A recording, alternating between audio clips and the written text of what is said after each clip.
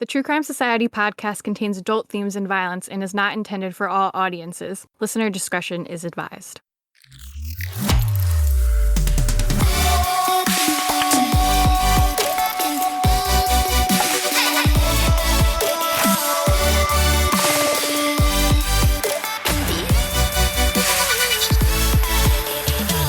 What's up, guys? Welcome to another episode of the True Crime Society podcast with Stephanie and Olivia. Today we are going to be talking about what? I was just laughing because it's just like we were just talking before about how we don't even know what's going on this week. Everything's just all crazy and chaotic and all over the place. Just made me laugh because I could tell in that intro bit you were like, oh, which you're not ever usually like that. I don't know what's going on with us. Yeah, we're just saying. I'm like so tired. I feel like this has been like the craziest week at work and my brain just feels like there's no brain in my head at all. It took me so long to set up to record the podcast, and then even just doing the intro, it took me like twice to do it because I was like, wait, I don't even know what to say. Like, I feel like an absolute zombie, but we're gonna get through it. It's gonna be a good episode. Yeah, this is one that we've been asked for a lot, and I've always kind of held off on doing it, but it's actually such an interesting case, so I'm glad we're finally getting around to it.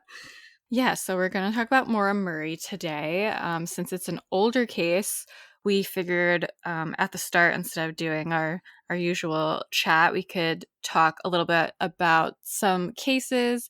Olivia did a poll on our Instagram and was asking what case kind of like got you guys into true crime. Yeah, we had so I asked, because I said that, I don't know if I've said it before too, but the case that kind of got me into true crime was the disappearance of Rachel Cook in Texas in 2002. She's still missing, but back then that was kind of one of the first true crime cases that I can remember. Her dad started a blog, you know what the internet was like then. They had like GeoCities pages and all that type of stuff. Like it was a very basic blog, but he updated that every day about the search for Rachel, and I would log on every single day and read about what was happening. And so that's where I kind of got interested in true crime.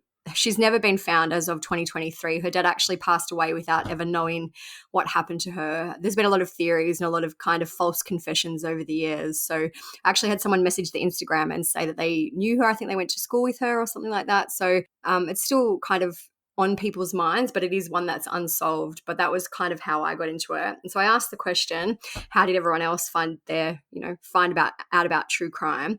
I feel like this is maybe one of the questions that we've had the most ever answers to. When I screen recorded, I feel like it went for 3 minutes or something like that. There was probably over 1,000 responses. So there was not a lot. There was actually not as many Gabby Petitos as I thought. I thought a lot of our followers might have found us from Gabby Petito because that seems to kind of reignited the interest in true crime. There was a lot of John Bonet's, a lot of Lacey Peterson's. I'm just scrolling through now to see what else. There was a few not very well-known ones. There was one called Drew Shadeen, I think is her name, where she was abducted in North Dakota. I remember her case as well. I feel like that was from the 2000s as well.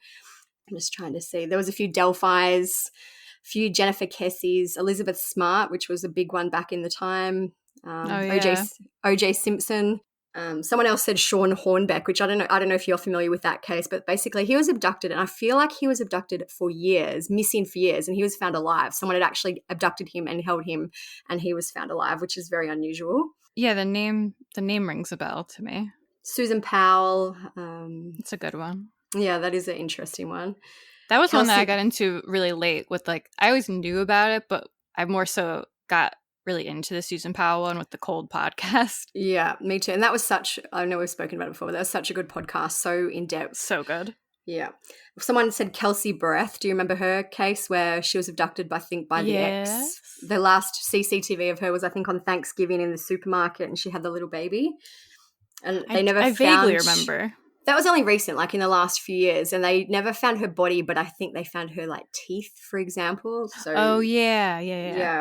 A lot of Maura Murray's, Natalie Holloway's another older one, Casey and Kaylee Anthony, Madeline McCann, Kristen Smart, which is kind of the trial just happened for that one. Man, I have such a bad memory. When I was like trying to think of what my case would be, I'm like, I have no idea, but now hearing other people's, Elizabeth Smart was probably like the biggest early on one for me that I really like followed. Yeah. But like even when I was younger, I'd always be just reading about like various crimes and stuff, smaller ones like that. They don't really stand out to me as much, but I definitely followed Elizabeth Smart and like Natalie Holloway. I feel like kind of the most popular, let's say 5 responses were Maura, Lacey Peterson, John Bonet, Gabby, and maybe, I don't know, that maybe just do top 4. They were the absolute top 4 kind of repeated responses of how people came across true crime. Yeah. We should do an episode on Elizabeth Smart. That case, it was actually really interesting. Yeah, it was. And I think we follow her on our Instagram too. She still posts, I think she posted the other day, it was the anniversary, like maybe a 20-year anniversary of her disappearance. So yeah, another crazy case where a very unexpected outcome. A little culty too, that guy. Yeah. Yes, yeah. That would be a good one actually.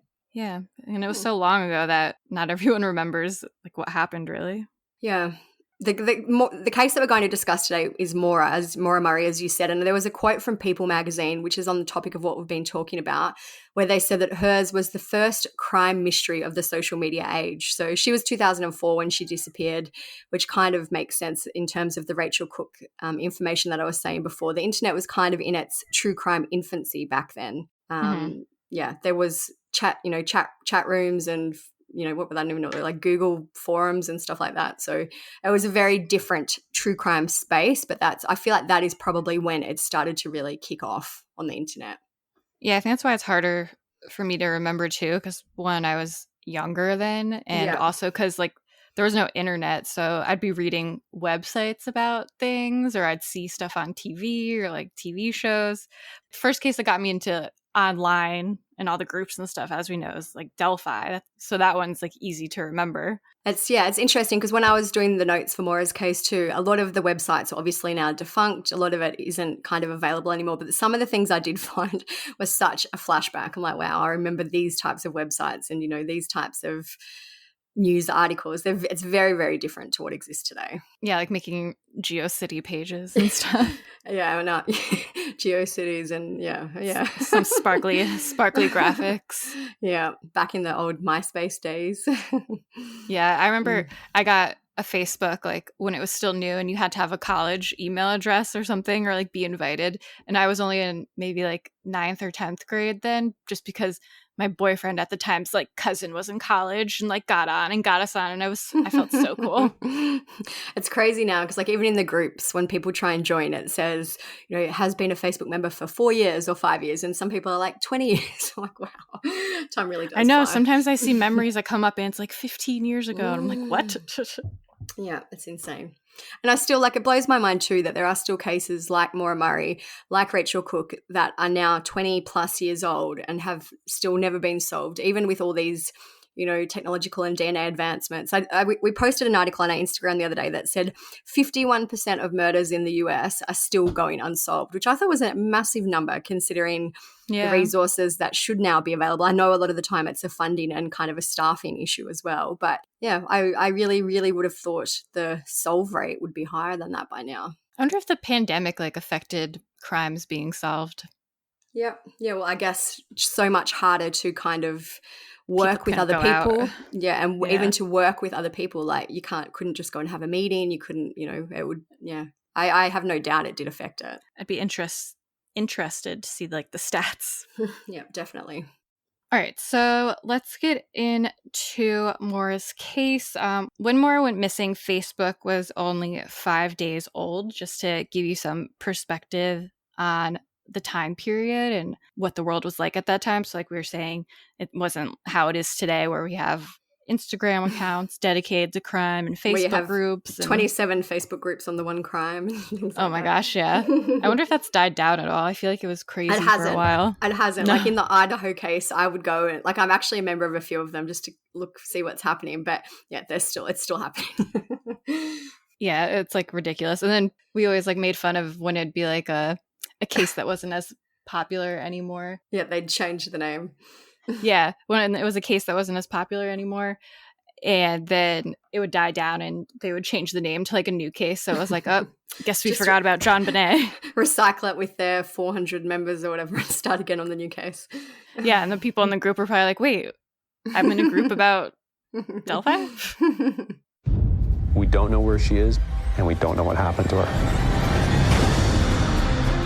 The UMass college student hasn't been seen since she crashed in Woodsville. She was going to graduate into a nursing career. Where is Maura Murray? What happened to her? We've got web sleuths, we've got podcasts, we have tons of armchair detectives out there. Fred, what do you think happened to Maura? Guy grabbed her and killed her. She was running from the men in her life. You cannot trust anybody. People want answers, and so they start to point fingers, but that's not evidence. Potentially, this could be the last piece of evidence that could help us. I'm convinced Maura's alive. There he is. That's him. I really think you can find her. Where is my daughter?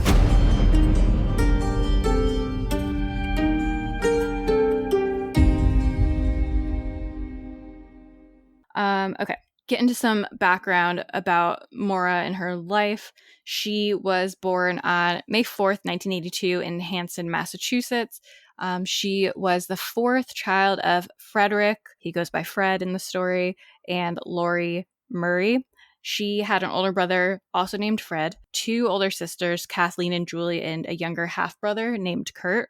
She was raised in an Irish Catholic household, and when she was 6 years old, her parents got divorced, and after that, she primarily lived with her mother. She graduated from Whitman-Hanson Regional High School, where she was a star athlete on the school's track team, and she was accepted into the United States Military Academy at West Point in New York, where she studied chemical engineering for 3 semesters.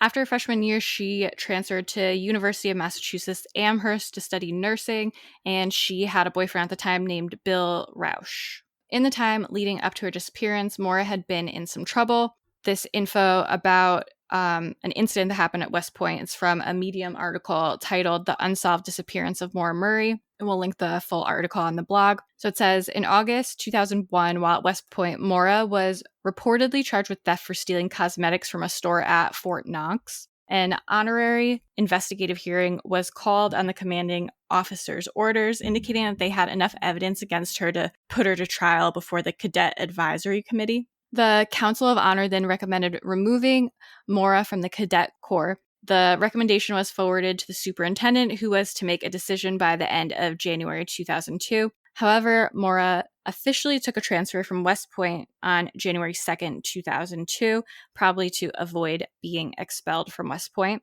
So after this incident, Maura moved to UMass and she started studying nursing in 2003. In November 2003, which is going to be about 3 months before she went missing, she was found to have stolen credit card numbers. She got the credit card details from receipts that had been thrown away, and she ordered pizza. The charge for this was continued in December to be dismissed after 3 months of good behavior. I don't know how she was getting credit card numbers from receipts. Maybe in those days it was. That's what I was thinking. Like, did it? Because now I feel like now when you get a receipt, it might have like the last 4 numbers or whatever, so you know which card you've paid with. But maybe in the, like, and also I used to work in retail, probably a little bit before this, and sometimes we'd have the manual credit card things. Like, I don't know if you remember them, where you'd like move it across and it would take an imprint of the credit card. Yeah, we had those too. Like, if something would happen to our computers when I worked in the store and like the internet wasn't working. I can't believe that was actually a thing. I know. But, so we would have that kind of as a backup if the systems went down or whatever, and we'd do that, and then they would take the money out of the account later. So maybe it's something along those lines. I don't know. That's what I have always imagined it was.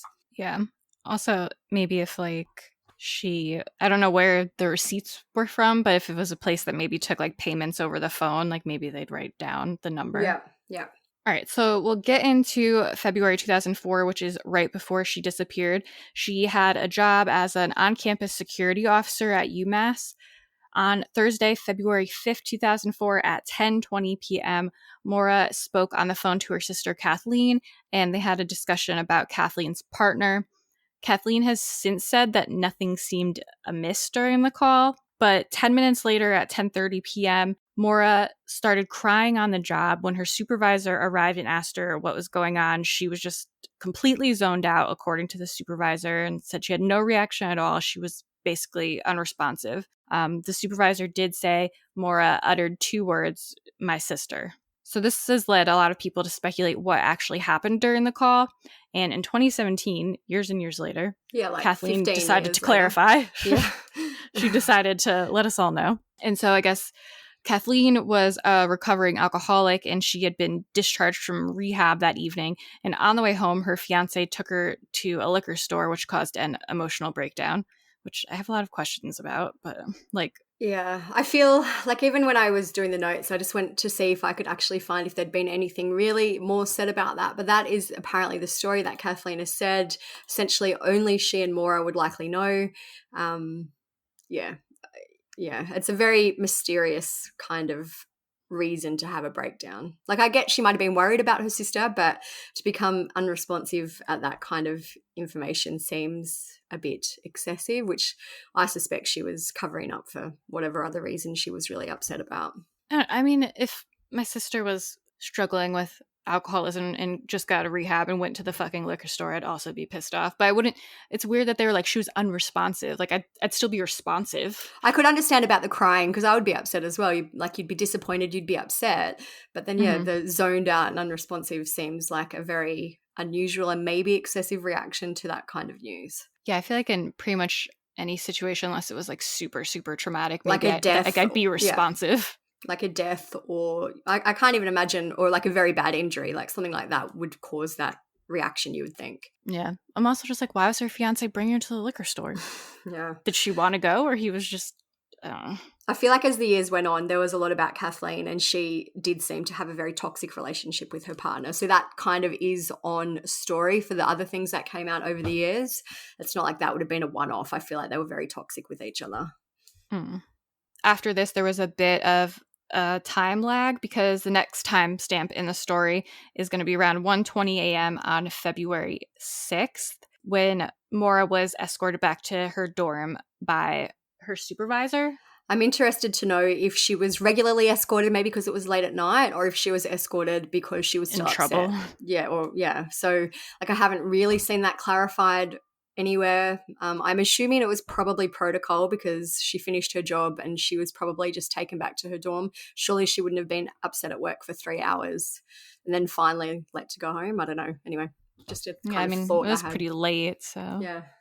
So Maura's dad, Fred, arrived in Amherst on Sunday, February 7th, and he said they went car shopping as Maura's car was in bad shape and was unreliable. Her car was a 1996 Saturn. After they went shopping, they also had dinner together. After that, Maura dropped Fred off at his motel, and she borrowed his Toyota Corolla. Some reports have said that his car was brand new, but who really knows?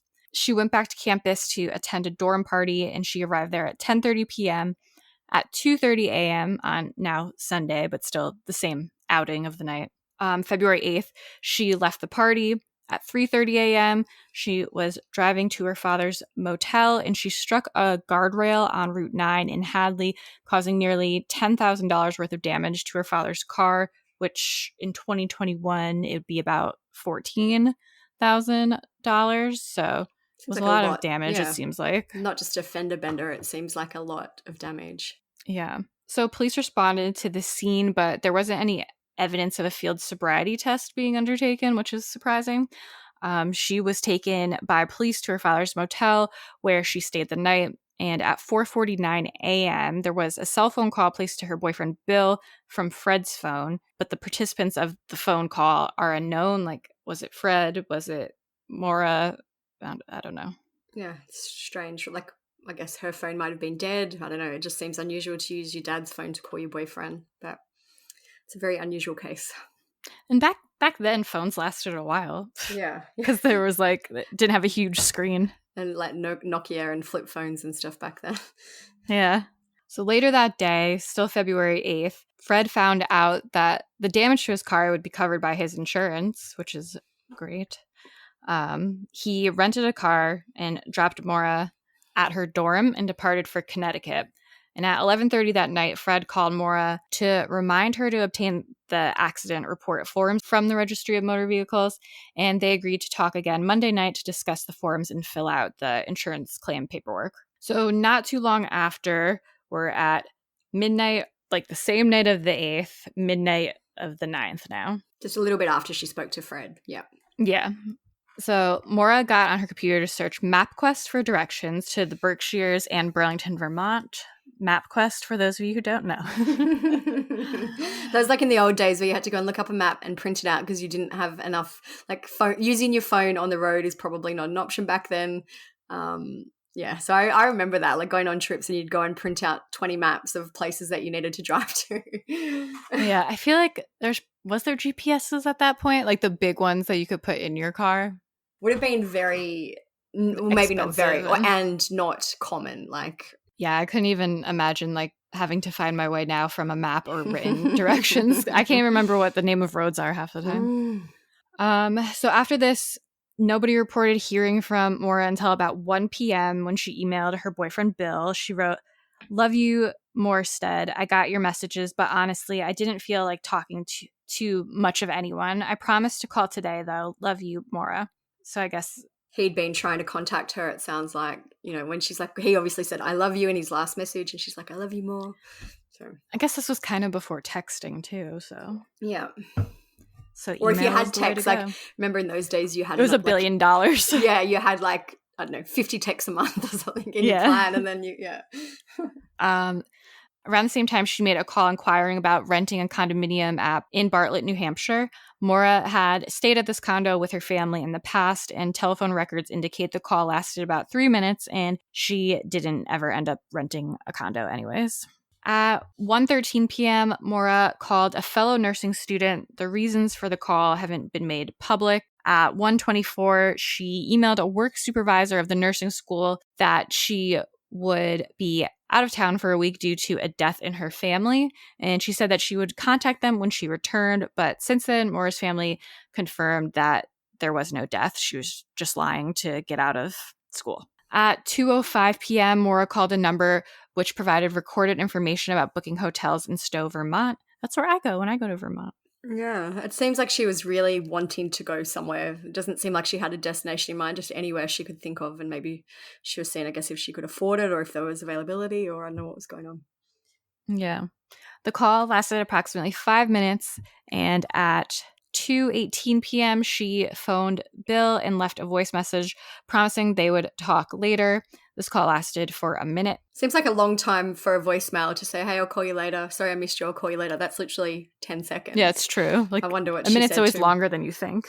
I'm sure maybe, like, I'm just obviously speculating, but maybe it was along the lines of, "Hey, I'm going to go away," or like, I would love to know what was said in that voicemail. Can't we ask Bill? We can try. Remember he was in our, you don't have to put this in, but remember he was in our group for a bit? Yeah, he would message us. That's what I was saying. I forgot about that. Yeah, memories. That's why I was like, I'm surprised he didn't tell us. After this, Maura started packing up her vehicle. She took clothing, toiletries, her textbooks, and birth control pills. At some point between Sunday and Monday, she also removed the art from the walls of her dorm room and put most of her belongings into boxes. I have also read some other kind of conflicting things where people have said that maybe she hadn't actually unpacked after, like, I don't know, break or whatever. Like, I don't know how it works there, because I'm assuming, February she would have probably just returned after Christmas break. Yeah. So maybe she'd changed dorms. Like, I don't think it's ever really been confirmed either that she packed up or she hadn't unpacked. But either way, her apartment wasn't packed. I wasn't, ready to go and unpacked. Yeah, it makes sense if she just never unpacked. She seems like the type to not unpack. Yeah. It's interesting she brought her textbooks, though. Yeah, why would you bother if you were planning to never come back? Or even if you were planning to, like, come back. Like, I don't know. Seems like I wouldn't be reading my textbooks. Yeah. While I was away.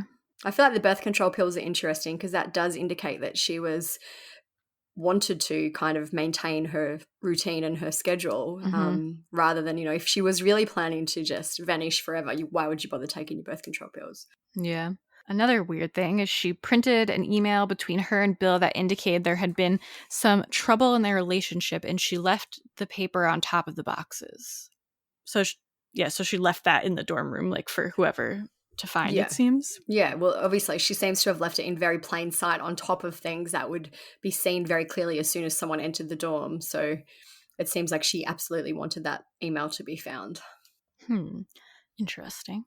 Just as a note, there weren't any classes on campus that day due to a snowstorm. Maura emailed her homework at 3:32 a.m. on February 9th, the very morning she disappeared. If it were me and I If I was done with nursing school, I wouldn't do my homework assignments. That would be the last thing I would waste my time doing. So it seemed like she maybe just needed a break and intended on coming back.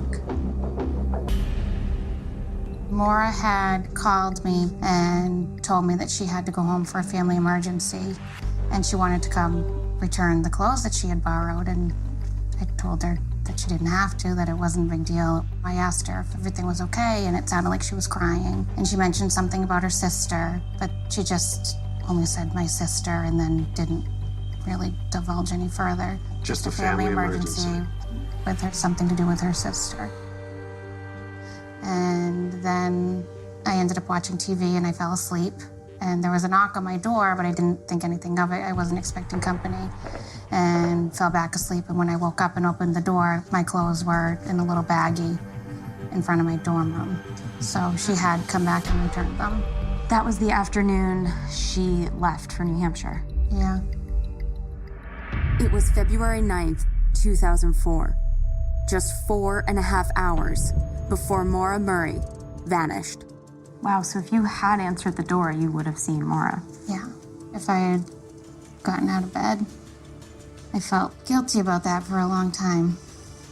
You know, like maybe things would have turned out different.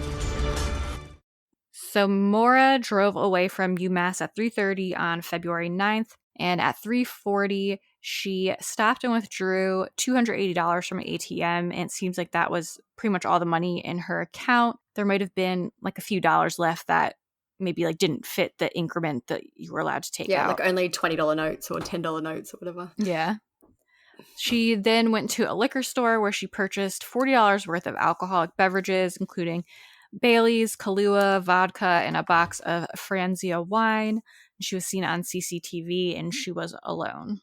I posted a photo on our mix. Yeah, I posted a photo. There's actually a photo of her at the ATM. I posted it on Instagram yesterday, so I'll put it on the blog. You know, I guess you can read what you want into the CCTV image, but she doesn't look very happy. But I guess I don't go smiling to the ATM when I'm getting out money either. Like, I literally just look, she's getting out money, she gets the money, and she leaves. It's like, you know, people are like, was she under duress? Was someone making her get the money out? I don't think so. I think that she was literally running a boring errand, and that was all there was to it. Yeah. It wouldn't make sense, really. I feel like if someone was making her get out the money, but then she like just went to the liquor store and bought some stuff. So at some point on the 9th, Maura did pick up the accident forms that her father requested she get. It's weird because like some things make it seem like she was like, oh, fuck this place, I'm running away. But then things like this, it's like she didn't seem like she was trying to run away, really. Yeah. I still can't figure out what her motivation was for doing some things. Maybe she was just very scattered and she really did some things on autopilot and then other things, you know, I don't know. I guess we'll never really know. Maura left Amherst between 4 and 5 p.m. on February 9th, and the last use of her cell phone was at 4:37 when she checked her voicemail. Shortly after 7 p.m., Faith Westman, a resident in Woodsville, New Hampshire, heard a loud thump outside of her door, and she looked out her window and could see that a car had hit a snowbank. Faith called the Grafton County Sheriff's Department at 7:27 to report the accident. The 911 log says that Faith reported there was a man smoking a cigarette inside the vehicle, but she later stated that she hadn't seen a man nor a person smoking a cigarette, but rather that she had seen what appeared to be a red light glowing from inside the car, potentially from a cell phone. So that's also confusing. Yeah, I feel like a cell phone would be usually yellow or green, or, you know, in the old days, I was thinking they had a green like, screen. But, yeah, like what red light would be on a phone back then? I don't know. I guess it could be. Maybe. I don't know. Like, I don't know. It's a long time ago, and I guess we don't ever know what kind of phone she had either. So I feel like she's like, they wouldn't have just gotten cigarette out of nowhere. I feel like she was like, I see a red light, like maybe like a cigarette, like a phone. I don't believe her. Yeah. There's been a lot of back and forth about kind of the witnesses in this case. There's a really good long form podcast called Missing Maura Murray, where I think it even went for years, where they go into so much detail about all the witnesses and their stories. So what we're doing in this episode is just kind of the general overview and the main facts. But yeah, there's been a lot of questions about the witnesses and their statements and their stories over the years. Yeah, and you know a lot about this case. Like, Olivia knows a lot about this case. I feel like this is probably the first true crime podcast I ever listened to, was the Missing Maura Murray podcast. Really? I feel like that was probably the first podcast I ever got into. First one I listened to was Serial, like everyone else. So from there, a local bus driver named Butch Atwood was driving past the scene. He stopped at 7:33. He spoke with Maura for a few minutes, and he asked her if she wanted him to contact the cops. She declined, claiming she'd already phoned AAA. According to one police log, Maura begged Butch not to call the cops. But Butch knew that the AAA story was likely untrue because there wasn't any cell phone service at the crash site, and he noticed that she was shivering and cold and that she appeared to be inebriated. To him, she didn't look to be injured, though. So Butch walked 100 yards up the road to the house that he shared with his wife and called 911. After initially failing to get through, he was able to report the accident at 7:43. Butch couldn't see Maura's car from his house, but he was able to see several other cars driving past. And just as a side note, the location of this accident was 150 miles or about a 2.5-hour drive from Amherst. I feel like that's just kind of an interesting point because let's just say they said she left between 4 and 5. So let's say she left closer to 5. That essentially means she probably drove that whole way without stopping. Like, I guess if she left at 4, she could have stopped somewhere for half an hour or, but essentially it seems like she didn't stop for long along the way. She drove straight to where she had the accident, pretty much. Yeah. So police officially arrived on the scene at 7:46. The attending officer is Sergeant Cecil Smith. And we say officially because another witness has said that at 7:37, she drove to the scene and saw a police SUV parked face to face with Maura's. She pulled over briefly and didn't see anyone inside or outside the cars and decided to continue home. This has never proven to be true, but it's caused a lot of speculation over the years. At 7:46, Maura was nowhere to be seen when the police officially arrived. I'm guessing, right? Yeah. Yeah, 7:46. In terms of damage to the car, it was inoperable. It hit a tree on the driver's side of the vehicle, severely damaging the left headlight and pushing the car's radiator into the fan. The car's windshield was cracked on the driver's side, and both airbags had deployed, and the car was locked. Inside and outside the car, Sergeant Smith saw red stains that looked like red wine. Inside the car, the officer found an empty beer bottle and a damaged box of Franzia wine on the rear seat. In addition, but was the Franzia empty or just damaged? I don't know. I don't think it was empty from what I recall. I'm not. I'll see if I can Google it while you're talking, but I've never really seen. In addition, he found a AAA card issued to Maura, blank accident form, reports, gloves, compact discs, makeup, diamond jewelry, driving directions to Burlington, Vermont, Maura's favorite stuffed animal, and Not Without Peril, a book about mountain climbing in the White Mountains. Maura's debit card, credit cards, and cell phone were all missing from the vehicle. None of these items were ever found. Police also later cross-checked what Maura had purchased at the liquor store, and some of the bottles were found to be missing.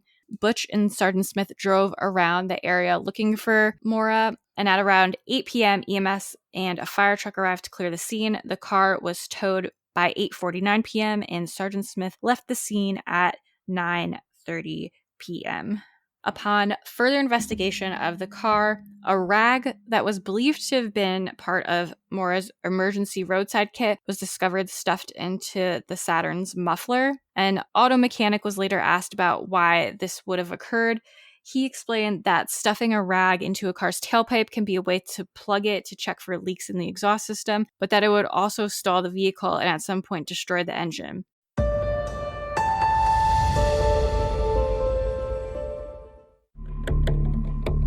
Was anything about the scene unusual to you?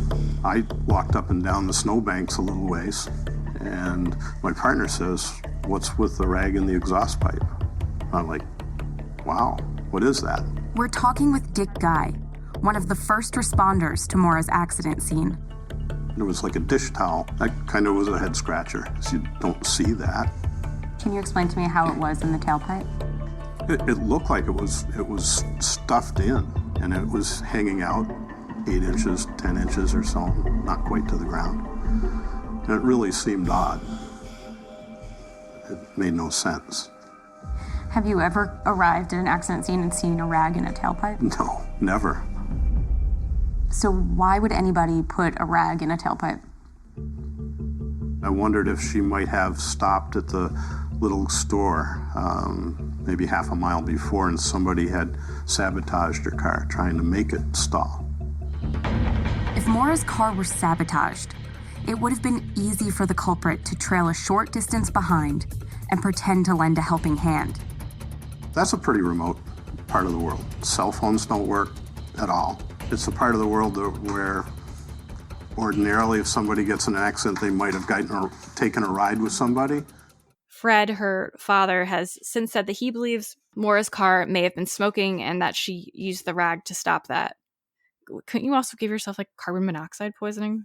Yeah, there's been a whole bunch of speculation about this too. Like one theory was that someone had actually stuffed it in the car so the car would break down, or, those kind of theories. I feel like her car was absolutely just falling apart. Fred had been there to try and buy the new car with her.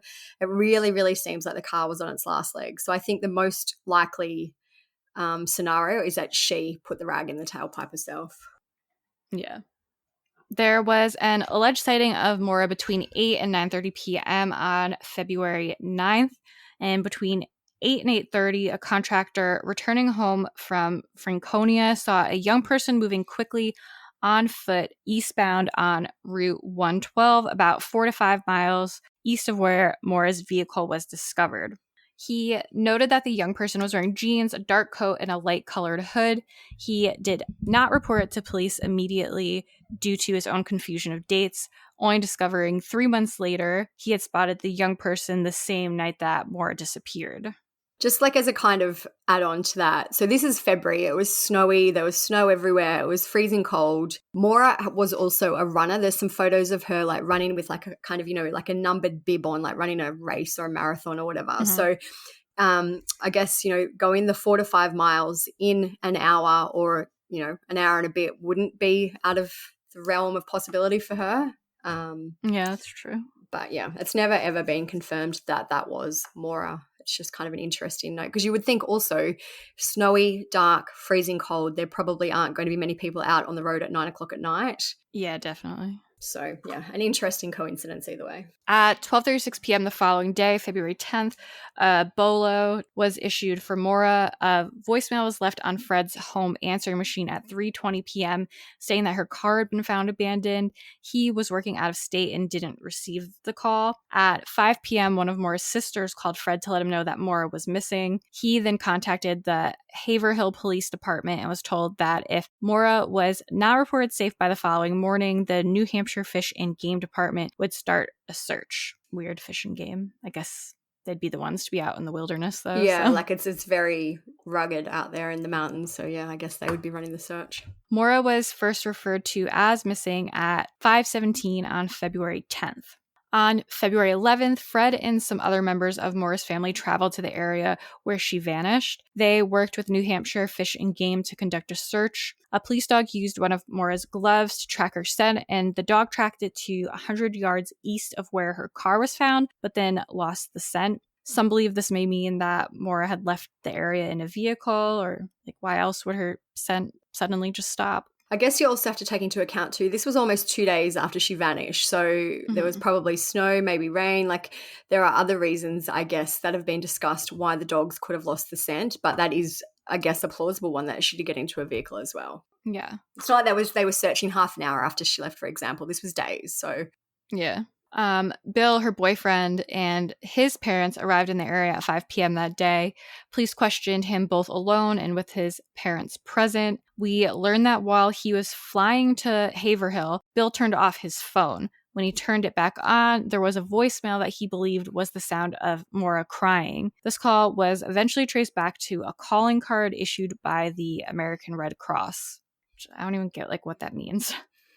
Yeah, it sounds like they were kind of implying that maybe Maura had somehow tried to contact him and had left this voicemail. That's what I always assumed it was. Why would she be using a calling card issued by the American Red Cross? I guess maybe her phone was dead. She had nowhere to charge it. Maybe in her possession she'd found a payphone and had a Red Cross. For some reason had a calling card. I don't know. I guess we have to remember too that this was a long time ago now. So kind of charging facilities and those types of things weren't available. So maybe somehow she came across a payphone, a public phone, and used that. I don't know. What's a calling card? Just when there's money on the card? Yeah, so like call? what it used to be. It's kind of like a gift card now. So, but you could use it for calls. So you'd get like just say, for example, like a $10 calling card, and it'd usually have a PIN number. So you'd make the call, put the PIN in, then it would let you call another number, like basically using that credit that you've got on that card. Okay, that's what I thought, but I wanted to make sure. Yeah, I didn't even think that people wouldn't know what that was. Yeah.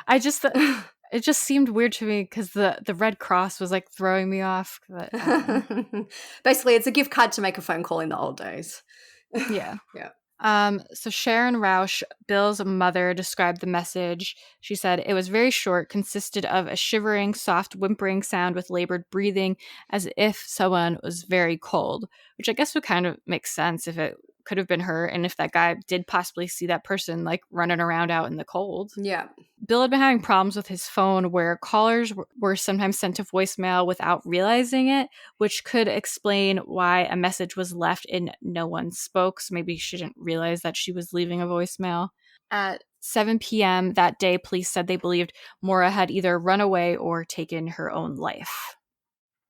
So the FBI joined the search for Maura 10 days after she disappeared. The searches continued by other law enforcement agencies as well as the days went on. They used resources such as helicopters with thermal imaging, tracking dogs, and cadaver dogs. In March 2004, so around a month after Maura disappeared, Brianna Maitland went missing in Montgomery in Vermont. There are some similarities about their cases that have been kind of discussed over the years. Both of their cars had been involved in an accident prior to both of the women disappearing. Brianna disappeared around 66 miles away from where Maura was last seen. I feel like a lot of our listeners will be familiar with the photo of Brianna's car. It had kind of been backed up almost, I think it had crashed into this old wooden barn. Like I've seen it. Yeah, it's a very kind of eerie last images photo. So I feel like a lot of the people who are listening would be familiar with that. But Brianna is also still missing, which is interesting. But police have said repeatedly there is likely no connection between the two cases. So Maura's case is one where a lot of people went crazy and inserted themselves. In late 2004, a man gave Fred, who's Maura's dad, a rusty stained knife that had allegedly belonged to the man's brother. His brother and the brother's girlfriend were said to have acted strangely after Maura's disappearance, and the man's brother claimed he believed the knife had been used to kill Maura. Just days after the man told Fred this story, the man's brother scrapped his Volvo. Family members of this man who turned in the knife claimed he had made up the story in order to obtain the reward money for drugs, basically. In 2006, so now we're at, like, this is what happened. Like, there was a search, but the time just seems to have really slipped away. I guess now we're looking back, it's, been almost 20 years, but this is 2006. So essentially not really much happened in the first few years. The New Hampshire League of Investigators, which was made up of 10 retired police officers and detectives, started working with the Molly Bish Foundation on the case. Tom Shamshak, who's a former police chief and a member of the Licensed Private Detectives Association of Massachusetts, said it appears that this is something beyond a mere missing persons case. Something ominous could have happened here. Could have. Yeah. So in a lot of podcasts and articles about Maura's case, you'll hear the A-frame house referred to. This was a house that was a few miles away from where Maura's car was found. In October 2006, volunteers conducted a search around that area. They searched the A-frame house, and cadaver dogs allegedly, quote, went bonkers, possibly identifying the presence of human remains. Interestingly, the house had been formerly the residence of the man implicated by his brother who had given Fred the rusty knife. That's so weird. Like, it's just so many, there's a lot of sketchy people in the area. I don't know. Nothing has ever come from this, though. Like, there was a documentary, I think, with Maggie Freeland about this case. They did take carpet from the house for testing. As far as I can tell, the results have never been made public. I don't know if the carpet was too degraded or if the samples were too degraded, but essentially it's never, ever, ever been confirmed as being tied to Maura's case. On the 10th anniversary of her disappearance in 2014, Senior Assistant Attorney General Jeffrey Strelzin said, "We haven't had any credible sightings of Maura since the night she disappeared." Fred spoke to the New York Daily News for the anniversary, and he said he believed that Maura had been abducted and that she was no longer alive. On the 15th anniversary in 2019, Fred spoke about his belief that Maura had been murdered in the A-frame house. He said, "That's my daughter, I do believe." In April 2019, the house got new owners and they allowed a search to take place. There's a quote from an article and it says, the excavation conducted in early April found absolutely nothing other than what appears to be a piece of old pottery or piping. So, because I feel like over the years there was kind of some back and forth about searches being allowed, but they were finally allowed full access in 2019 and still essentially nothing really was found. So that is kind of it in regards to Maura's disappearance and the search for her. In terms of recent updates, in late 2021, human remains were found at a site around 25 miles from the crash scene. Maura was familiar with the area, so I kind of thought maybe this is it. Maybe this is really her. Finally we might get a, conclusion to this. But it wasn't. In November 2021, the remains were announced as not belonging to Maura. In January 2022, the FBI issued a national alert in Maura's case, and they created a violent criminal apprehension profile which allows multiple law enforcement agencies to share information about her. In July 2022, they did conduct a search in New Hampshire in the towns of Llandaff and Easton for Maura. So they're obviously still working on maybe some tips, some possibilities, because I feel like they just wouldn't be searching random towns 20 years later for no reason. Yeah, definitely. So this year was earlier in February, was the 19th anniversary of Maura's disappearance. Her family placed new billboards in Massachusetts and New Hampshire. Her sister Julie is now kind of the mouthpiece for the family, and she spoke to the media. She said, I cannot believe it's been this long. At the same time, it feels like it was just yesterday. It's got in a lot of positive energy, which is exactly what we need at exactly the right time. And she also said, there's been no cell phone activity, no bank activity, not a single credible sighting in 19 years. Based on that, it leads to me to believe she is no longer with us, and most likely she met with foul play. Maura Murray was a star athlete from Massachusetts, studying nursing at UMass Amherst. On February 9th, 2004, she crashed her car into a snowbank in Haverhill. Multiple law enforcement search efforts have focused on the woods and houses near the crash. Last summer, a large-scale grid search was conducted under the helm of a new lead investigator. The latest push by Maura's family is a billboard campaign, and the family says it's already generating new leads.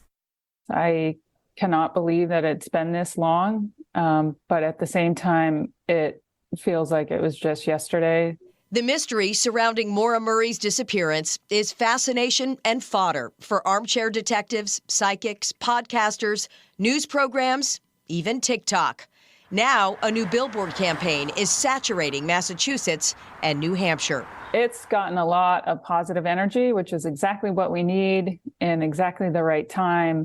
It was February 9th, 2004. Police received 2 calls from 2 residents reporting a car off the road, the first at 7:27. A local bus driver later told investigators he saw a woman standing outside the black Saturn. An officer arrived at 7:46, finding the car locked and no one around. So since Maura vanished, there have been 2 other notable losses in her family. You don't hear much about her mother and kind of her mother's role in the search for her, but that's because she was battling cancer at the time Maura disappeared, and she actually passed away in May 2009 after her battle with cancer. Maura's sister Kathleen, who was the one that she had the upsetting phone call with on the night before she vanished, died at age 44 in November 2021. Her obituary says she passed from cancer also, but we know that she had some alcohol and addiction issues over the years as well. So we will get now into kind of theories about Maura's case, and there are a lot of them. So I've tried to pick the main ones that maybe have some credibility, just to go through, because honestly, we could do a whole series on Maura, and there are whole series podcasts. So I definitely recommend checking those out if you want to do a total deep dive. So the first theory that we'll discuss is that Maura left to start a new life. There's an author in this case named James Renner, who, if you've followed her case over the years, you'll be familiar with it. He used to have a blog for Maura. The blog it was called MauraMurrayMystery.com. I actually went on just to have another look. I read his blog for years and years and years. He's taken all the Maura posts down, which is a shame. I've found some archives of them, but he wrote a book about Maura called True Crime Addict, How I Lost Myself in the Mysterious Disappearance of Maura Murray. But one of his main theories is that she ran away. He believes that her troubles piled up, the West Point expulsion, credit card fraud, crashing her dad's car, the troubles that she was having with Bill, and that she left to start again somewhere. He insinuated that she might have been pregnant at the time and she may now be living in Canada.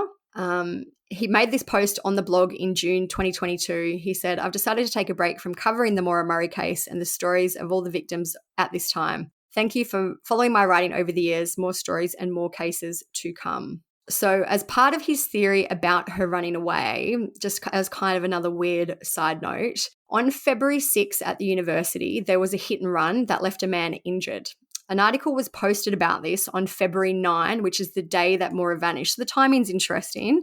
Also, we know that her car had a whole bunch of damage, so maybe more damage wouldn't have been noticeable. But a lot of people have theorized over the years that Maura may have been the one responsible for this hit and run. There's an article about it. I'll just read some of the information. It says, a University of Massachusetts male student was found early Friday morning lying unconscious in the road, apparently either hit by or having fallen from a moving vehicle. Patrick Vassie, 22, of Dorchester, Mass, was found by the Amherst police at 12:20. Police described his condition as being consistent with being struck by or falling from a motor vehicle. He sustained serious head injuries and was in a critical condition. And then it says, APD has not identified the operator of any vehicle involved in the incident, nor have they obtained a description of the vehicles. So as part of this speculation, people have suggested that maybe Maura staged this crash to cover up any additional damage from the hit and run. Like, I guess it's possible. It does seem kind of far-fetched. I don't know, but I guess, anything's possible. We've seen weird, stranger things happen. Her life seemed so chaotic, hectic at the time that in any other situation, I'd be like, nah. But this one, I'm like, maybe. Maybe. It does all kind of fit in as a possibility, but then it could also actually be totally unrelated. And do you know what I mean? It's just, we don't know. So I feel like there hasn't been ever an arrest in the hit and run case. Patrick Vassie did comment online. He said, "Hello to everyone that's involved in the search. I am Patrick. Somehow I've been linked with Maura because I had an accident that left me in a coma the same day that she disappeared. I just want to say this once, not because I am tired of explaining, but because I don't know anything. I didn't know Maura. I know nothing about her. I feel bad for her family, but I cannot help since I know nothing myself. I don't know who caused my accident. I'm unaware of the school's cameras or even if they had any. I was a college student that went to school, to my room and hung out with my friends. We don't pay attention to details because we are young and stupid. I feel for Maura's family, but I cannot help because I do not know what happened to me. I went to a bar, got intoxicated, and as I was walking, a car hit me. Anything more, I do not know. I hope this puts to rest all of your questions and apparently the link that some of you think exists between me and Maura." Probably was getting harassed. Yeah. And especially with kind of the increased attention over the past 5 years that this case has gotten. I'm not surprised he had to make a statement eventually. So the second theory is that Maura was murdered by an opportunistic killer. So this has been discussed a lot. Many people believe that there was a genuine car accident. She went into the snowbank and that she may have accepted a lift from the wrong person. Some people even pointed fingers at Butch Atwood, who was the bus driver who stopped at the crash scene. He died in 2018 in Florida. Butch was a very overweight man. He was very unfit. He had a lot of health problems. I just feel like he likely isn't the person who, if someone did something to Maura, I feel like it probably wasn't him. It's also kind of important to note that no suspects have ever been named publicly in this case. The police have absolutely not ever named a single person. Again, I guess it's a possibility. Maybe the 100 yards thing, scent that the dogs found was true and she did get in the car with the wrong person. I just feel like her luck, if that is the case, was so rotten. I feel like this isn't what happened, but I guess it is a plausible explanation. But someone else saw her crash and then Butch was also there and then Butch went and called 911. It doesn't seem like there'd be a lot of time for him to do anything, especially if you're saying he's not very fit or agile. Yeah, and when I mention that, because in terms of, dragging someone or abducting someone, a fit and healthy woman, that would be an effort. It's not like it was a little kid who he could just put under his arm and walk away. It was a woman who would have struggled, and so that's kind of why I mentioned his fitness, if anyone's wondering. Yeah. And there's that woman, Faith, she was also kind of half paying attention too. Yeah. There was also kind of rumors in terms of there being a tandem driver, that Maura had planned this with someone was following behind. And that, I guess, that probably goes with the hit and run incident, that she planned this. She just crashed the car on purpose and someone picked her up, which again could explain the car, getting into the car and the scent. I feel like that's very unlikely as well. But also, if she was planning to crash her car, like, don't you think she would have planned to crash it in a place where people wouldn't see? Yeah, exactly. To call the police. Unless maybe she wanted some people to see and she knew that she wasn't going to be in the area for more than a few minutes. I don't know. Yeah. There's just so many possibilities and questions. One other theory that has been discussed a lot is that Bill is involved, her boyfriend Bill. As we mentioned before, Bill was in our Facebook group. There's been a lot of spotlight put on him over the years. He is apparently not the nicest person. We know that Maura left the email outlining their kind of relationship troubles on the box for someone to find. There were also the rumors that Maura was pregnant to Bill and he wasn't happy about it. Over the years, various people who apparently have known Bill have come forward. One lady said about an incident with him. She said, at a stoplight, Bill reached over and grabbed her by the neck and said, I'm going to kill you like I killed Maura. She reached over and dug her nails into him and she said, I'll rip your crotch off. So I feel like that's very out there. It could have happened. I don't know. I feel like surely it didn't, but I guess it could have. But so we won't get into too many rumors about Bill. There are a lot. If you want to Google Bill Rausch, Maura Murray, you can read them all. What is confirmed and isn't rumor is that Bill was charged with third-degree sex abuse at one point. This isn't related to Maura. This is related to someone else. This article is from dcwitness.org. It said, during a July 19 hearing, a defendant pled guilty to a misdemeanor assault. William Rausch, 42, so this is obviously years and years after Maura vanished, was originally charged with third-degree sex abuse. He pled guilty to misdemeanor simple assault in front of a judge. The kind of facts about the incident is that on March 17, 2011, a woman went out to celebrate St. Patrick's Day with her colleagues. When she went back to the office to get her coat, she got trapped in the entranceway of the double door. They contacted Bill because he had the keys to unlock the door. When he got there, he told the victim that he wanted to speak with her and she said yes. He took her into a conference room, turned off the lights, pushed her against a table and pressed himself against her backside. So he pled guilty to that, had a potential penalty of 180 days in jail and or a fine of $1,000. So on September 16, he was sentenced to 180 days in jail. I did read, though, he would only end up sending 60 days. I can't really find the confirmed sentence, but either way, he didn't spend more than a few months in jail. Kind of interestingly, Bill, I'm assuming this is Bill, has made his own website. If it's not Bill, it's someone who's very creepy because the website is billrausch.net. So it's kind of like a resume for Bill. I'll read a little bit about what he's written. I feel like this is kind of been created as a character witness for Bill, just to kind of outline all the good things that he's apparently done. And it's like, I'm not that bad. Yeah, exactly. Because over the years, he has been grilled and grilled and grilled. So I'll just read some of it from his website. It says, a graduate of West Point, Bill Rausch has dedicated his professional career to serving his country in the military, private, and non-profit sectors. He's the former director of Got Your Six, which oversees to shift the public's perception of veterans as broken heroes to one of veterans as civic assets. Under the leadership of Bill Rausch, Got Your Six received the prestigious Social Good Award presented by Synopsis for the Best Awareness Campaign of 2016. So it goes in about the things that he did in the Iraq War. He's supported more than 250,000 veterans by signing petitions. They talk about his kind of media career. He's appeared on NBC Nightly News, C-SPAN's Washington Journal. So it basically just goes on to talk about how great Bill is. There is a section about Maura on Bill's website. It's very small, hasn't been updated for a while, but I'll read a portion of it. It says, in 2004, I was a lieutenant in the Army stationed at Fort Sill, Oklahoma. It's also important to note, just before I go on, that Bill wasn't apparently in Massachusetts at the time. It's never been confirmed. He was living interstate. They were having a long-distance relationship.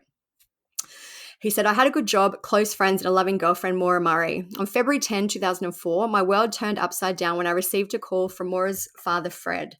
He told me Maura's car was found on the side of the road in New Hampshire and Maura was nowhere to be found. She was missing. To learn more about Maura and efforts to find her, please visit her official website at mauramurraymissing.org, sign up for updates, find out how to become more involved and raise awareness by sharing the site on social media using the hashtag #FindMaura. Working together, I believe we will find Maura. So Bill is creepy. Bill isn't the nicest guy. Apparently, he pled guilty. Maybe he had tactical reasons for doing that if it wasn't true. But either way, there is a lot about him that seems sketchy. Even though seems like kind of not a great person, I don't get how he could be involved with her death so much. I feel like he's involved in that he probably knows more about her state of mind at the time. Yeah. Like maybe she was pregnant. Maybe he told her, like, this is all speculation. Maybe he told her to get an abortion. Maybe, you know, like they were having Or issues. he might at least know why she was like acting so weird. That's and, what I mean. It seems like she was drinking a lot. I feel like for her to leave the email on the box, that shows that this was playing a big part in her mindset at the time. Yeah. So I feel like he may know more in that regard. I don't think he killed Maura. I feel like it'd be easy to kind of prove where he was. Yeah, absolutely. Yeah, it's weird he's never said anything after all this time. Nellie, I think we've got a few more theories to discuss. One of the other theories, which you won't spend too much time on, is that there was like a police cover-up. The police are involved. This kind of goes back to the witness saying there was the car parked right in front of Maura's car, you know, the police cruiser, but there was no one was around. Some people believe that the police know more about what happened to Maura. I guess this kind of ties in with the opportunistic killer theory. Do you know what I mean? Like the police showed up, saw a girl who was in distress and did something to her. I feel like unlikely. Again, though, possibly a possibility. I agree, unlikely. This, I asked on Instagram what everyone's theories were, and this, I think probably 90% of people said is what they thought happened to Maura. I have to say I probably agree, is basically that she wandered and died of exposure. It was freezing. There was lots of snow. They said that she appeared inebriated. We know that she had a lot of alcohol, and they said some of it was missing, so maybe she took it with her. She was possibly disoriented. Maybe she hit her head in the accident. If you look at the areas where Maura disappeared, it's very, very thick, rural trees, mountains. I feel like you could wander, and she was, you know, she knew the area well.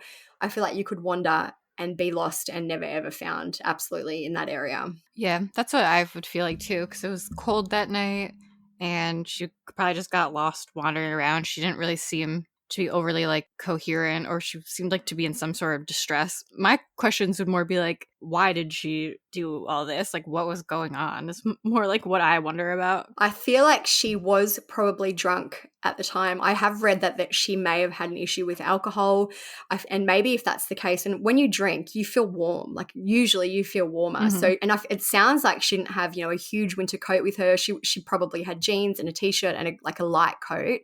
It doesn't sound like she was equipped to go out into the bush. Maybe she felt hot when she was drinking, and then she died from the exposure because she didn't realize how actually cold it was. Yeah, and it could still line up with maybe that person seeing her, and like Bill getting that weird voicemail on his phone, like where they even said it sounded like a cold person like scurrying around basically. And I think that guy who apparently saw her said it was, I think, 5 to 8 miles from the crash scene. So let's just say she walked along the highway for 8 or 10 miles and then she entered the bush, or the, you know, what do you call it? Forest, whatever you guys call it. The woods. To try and get some shelter for the night. Maybe she thought, I don't even know what her thought process would have been, but let's just say that's 10 miles up the road. That's a whole other area that you need to search. I just don't think you could ever actually humanly search that area. Yeah, I mean, maybe she was drinking and driving, accidentally crashed, didn't want to get in trouble, so she like ran away into the woods and then got lost. There's a case of another missing person, which I've put in the notes because I feel like it's interesting to note how close some missing people are eventually found from where they went missing years later. So there was the case of a man called Brian Barton. I believe he had a Disappeared episode, one of the early ones. He went missing in Washington in 2005, so around the same time as Maura. Brian had been going through some relationship troubles at the time. He'd also been associated with some shady characters, which I remember was part of the Disappeared episode. These people over the years had their personal lives blasted all over the internet, very like Bill and Butch Atwood and all the other people in this case who have had the same happen to them. 12 years later, in 2017, Brian's remains were found in an overgrown brush behind a church. The church was 1 mile from where he was last seen. It was in a residential and suburban area, and it still took people more than a decade to find him. I'm assuming he probably hanged himself from a tree in this area and just was never found. But literally, when I looked it up on Street View, it's a suburb. Like you would drive past, if you lived in that area, you'd drive past that church daily, and still no one found him for 12 years. It's crazy. It's like the people they find in their houses after the fact. Yeah. And there's so many cases where they are found like less than a mile from where they went missing, and it's just a matter of circumstance that they haven't been found for X amount of time or are never found. Mm-hmm. The last theory, I think, is probably the second theory that I would think would be the most plausible, is that Maura took her own life. Maybe she had this car accident. It was the final straw. She just thought, fuck it, I've had enough, went into the woods, knew she was going to die and did it for that purpose. Kind of ties in with the dying within the elements theory, because I'm assuming that's probably how she would have passed if she did go into the woods anyway to try and die. Maybe she was planning to go kill herself in Burlington, because it seems like she could have kind of set up for that, except for taking the textbooks and getting the accident report stuff is the only thing that'd be weird. But like how she left that note out and like kind of her stuff was packed up and she wanted to go to Burlington, so she was just getting drunk, like, fuck it, I'm gonna go kill myself. But then she accidentally crashed along the way and was like, oops. Yeah. So I feel like also, like, all of the theories are somewhat plausible. Some are more plausible than others, I guess. But, you know, as we have learned, stranger things happen. So we just essentially don't know. It's a disappointing end for her family as well, to never ever, I can't even imagine going 20 years without knowing what happened to your loved one. I know. It would drive me crazy. One thing I do think, just kind of as my final note, is I wonder if the call that Maura took that night that made her so upset was actually Bill related. Like maybe he was like, no, you need to, let's, for example, say, get rid of the baby, or I'm breaking up with you unless you get rid of the baby. That, like, something along those lines would maybe explain why she was more distraught than just her sister going to a liquor store, possibly. Yeah, maybe. That's my final thought on maybe what the call was related to. I'm like more curious about what was going on in her life than I am curious about how she died. Yeah. Almost. Yeah, and it's interesting because there are people who hold the key, but I guess, you know, Bill wants to keep his privacy and I guess keep Maura's privacy to an extent. Her family may not have even been aware to a very large extent of what was happening with her. Yeah, I just feel like we're never, ever, ever going to find out. Yeah, even if they find her, like, they won't be able to really tell much. Like, maybe they'll find a bone and that's it, and we will still never actually know what happened to her. I mean, I guess if it's like in the middle of the woods, you could kind of assume she just wandered off and died, but you don't know if maybe she was somehow killed in the woods. I don't know. Yeah, I feel like too much time has gone by now for there to ever really going to be ever proper answers. It's crazy how much, even though this was like a long time ago, it wasn't that long ago, but it's crazy how different it is now, where you could tell so much more about like what's going on with a person. Yeah. Because of their phone, their social media, their texts. Like, everyone's just constantly on their phones, like their search history. Like, I know there's computers then, but like it's not the same as the search history on your phone where you can just Google shit all day anytime you want. Yeah. So we just need Bill to talk. I wish he would just come out and say, look, Maura wasn't, he could probably put so many of these rumors to rest based on what he likely knew. Then again, even if he did, half the people probably wouldn't believe him. Yeah. So I think that is essentially it for Maura's case. As we mentioned, this is kind of just a general overview. There is a lot of information. If you want to read more about Butch, even about Faith Westman, who made the call, there's tons and tons of information online. But I just feel like it's so important to note that no one has been named a suspect. So you have to be careful when discussing the people who may be involved. Yeah. All right, so that's really it for Maura's story. And like we said, there's tons of theories that you could go into. There's tons of in-depth things and podcasts that you could go into. But that's pretty much like the main facts of the story and then like the main biggest theories. So let us know what you guys think and follow us on Instagram, True Crime Society. Our personal accounts, mine is StephSum_, Olivia's TCS Olivia. You can follow us there and see what we're up to. Rate and review and share the podcast. Please give us a nice review, because sometimes we get some mean ones that hurt my feelings. And it makes me feel better when they get buried by nice comments. Share the podcast. It's really great when you guys put them in your Instagram stories, because then it helps us spread the word about the podcast. And I think that's really it. All the usual stuff. Thanks for listening. Peace out. See ya. And stay safe. I forgot that.